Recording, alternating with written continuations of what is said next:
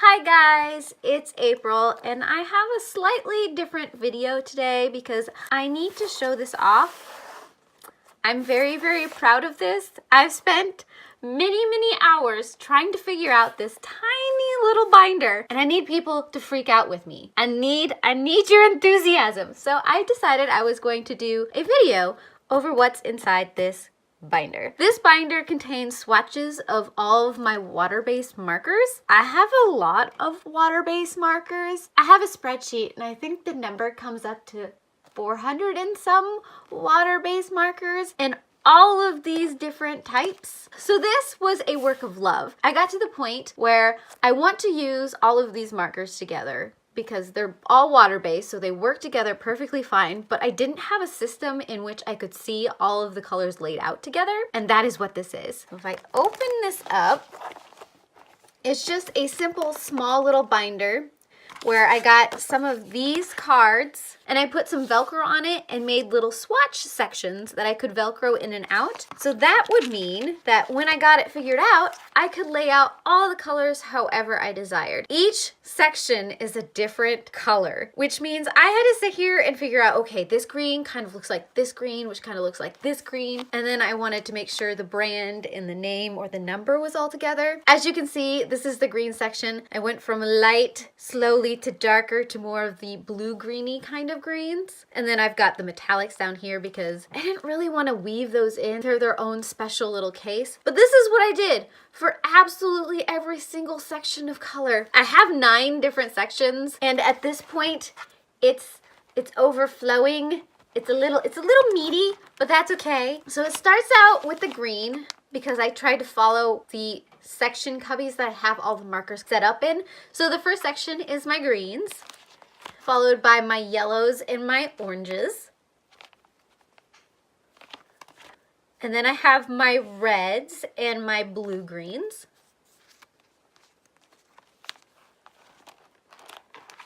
And then the violets. And as you can see, I have room to expand in case I need to expand. I don't see myself needing to expand, but yeah, there's room if I do. And then all of the blues. And then we have the earth tones.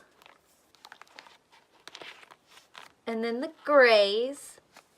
And finally, the pinks. As you can see, I shifted between all kinds of different Velcro pieces. I just grabbed whatever I could find in the house. I tried to do this for absolutely free. So each of these sheets of paper were from my wedding invites. And then the Velcro is just what I had laying around the house. This is an old binder from my speech days when I used to have my speech in the binder, and that was where I did my references. So I did this for pretty much no cost.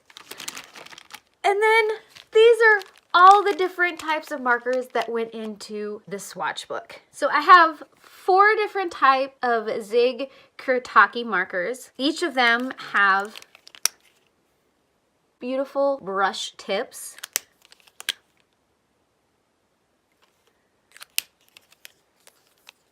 And then this one is a 2-sided brush tip. And then this one has a brush tip on one side and a nib on the other, kind of like a Tombow marker. And then I have 3 different types of STAEDTLER markers, one of which, this one right here, is no longer in manufacturing, which is just like the Zig that I just showed you with the brush tip on one end and a nib on the other end. They have the exact same bodies, just different colors, which is kind of cool. And then I have these 2 STAEDTLERs, which look almost the same. I gave them names myself since they weren't labeled, but one of them has a brush on one side and a tiny nib on the other, whereas this one has the tiny nib but then a larger bullet nib, which is kind of like the super tips. And then I have 3 different types of brush tipped Crayola markers. The first one they call a paint, which is this giant brush tip, which I love so much.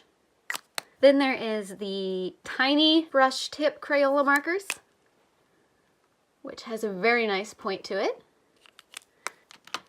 And then there is the dual-sided brush Crayola markers, which I'm not a huge fan of because while this has a beautiful brush tip on one end, it has a tiny nib on the other end that is an entirely different color. Not sure why they did that, but that's neither here nor there. And last but not least, I have my beautiful Tombow markers, which I'm sure all of you have seen before, which is this beautiful brush tip.